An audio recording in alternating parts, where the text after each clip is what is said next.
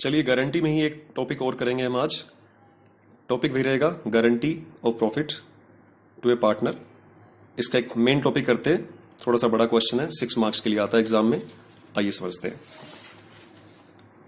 एक क्वेश्चन लेके चलते हैं। 2 पार्टनर्स हैं किसी फर्म में, A and B. The ratio will be 3:2। C उनकी फर्म में एक मैनेजर है, एज ए मैनेजर वर्क कर रहा है। जो आज की डेट है, जिस डेट को बातचीत चल रही है सारी, जिस डेट को क्वेश्चन गिवन है, वो है डेट 31 मार्च 2017।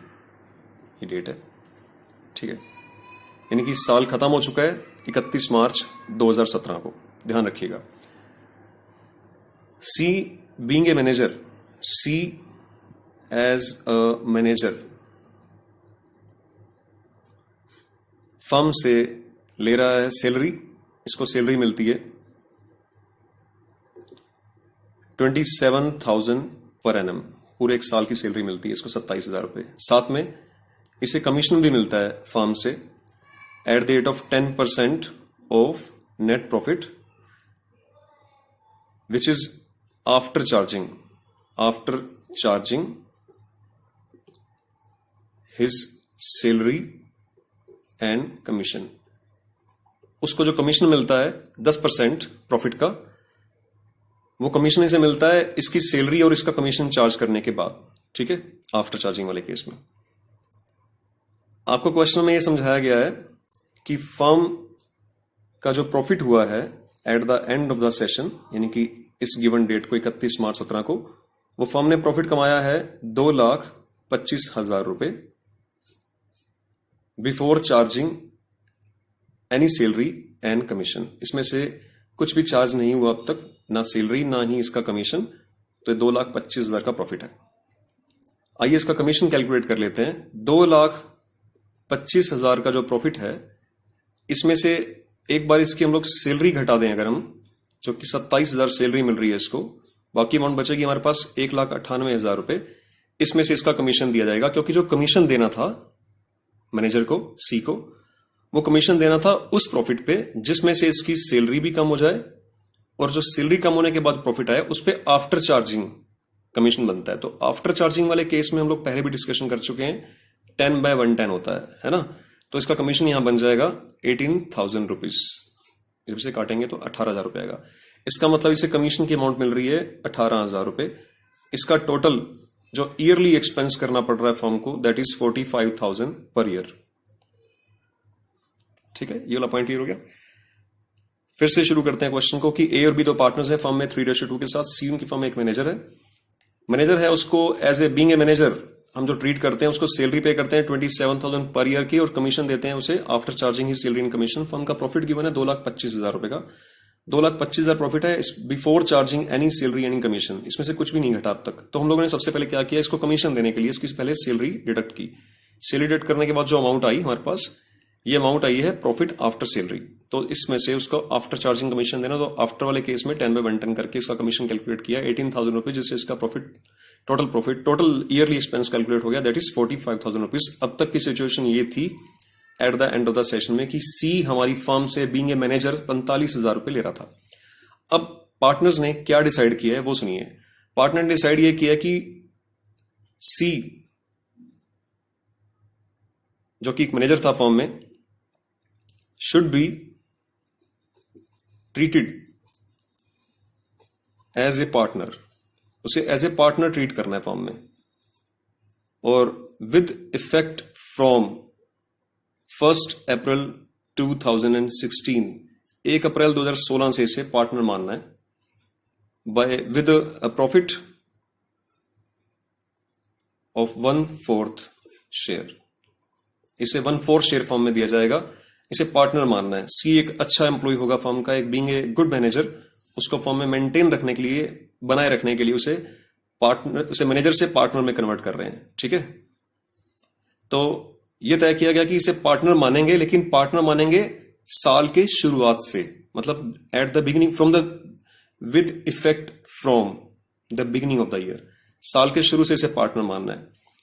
तो सी एज अ पार्टनर, अगर वो पार्टनर है फर्म में तो उसे क्या मिलने वाला है? उसे मिलेगा 1/4 share in the profit, nothing else, इसके अलावा और कुछ नहीं। फर्म में जो साल खत्म हुआ है हमारा, फर्म का प्रॉफिट कितना कैलकुलेट किया गया था? 2,25,000 रुपए से, इसमें से कुछ भी नहीं डिडक्ट था, ना सैलरी ना कमीशन, कुछ भी नहीं। तो 2,25,000 रुपए से 2,25,000 रुपए में से इसका अगर शेयर कैलकुलेट करें, अगर ये फर्म में मैनेजर ना होकर पार्टनर होता तो ये फर्म से कमाता, इसका 1/4 करेंगे तो दैट इज अमाउंट 56,250 रुपीज आएगा, 56,250 रुपए। ठीक है, अब सुनिए कि टॉपिक है क्या, गारंटी अमाउंट यहां पे क्या है। क्वेश्चन में यह कहा गया है कि सी को पार्टनर बनाना है with effect from the beginning of the session, beginning of the year. साथ ही साथ जब वो पार्टनर बनेगा, जब वो पार्टनर ट्रीट करेंगे उसे हम लोग, और पार्टनर के रूप में जो उसे अमाउंट मिलेगी शेयर ऑफ प्रॉफिट की, वो अमाउंट जब उसे मैनेजर के रूप में जो अमाउंट मिलती थी, ये वाली अमाउंट जो उसे पार्टनर के हिसाब से मिलने वाली है, उस अमाउंट से जो उसे मैनेजर के रूप में मिलती थी जितनी ज्यादा होगी, जो इसका डिफरेंस होगा, ये अमाउंट ज्यादा है ना, ये अमाउंट कम है, तो ये वाली अमाउंट इस अमाउंट से जितनी ज्यादा होगी, इसका जो डिफरेंस है दैट इज 11,250 रुपए, ये amount it should be borne by A and B. ये अमाउंट ए और बी आपस में बियर करेंगे इस अमाउंट को, ये क्वेश्चन है। ठीक है, इस अमाउंट को क्वेश्चन में दोनों बियर कर सकते हैं, डिफरेंट केसेस की बात करता हूं मैं। ऐसा भी बोल सकते हैं, वो सिंपल केस में एक सिंगल केस लेके चलते हैं कि ये सारी की सारी अमाउंट ए कहता है कि मैं बियर करूंगा।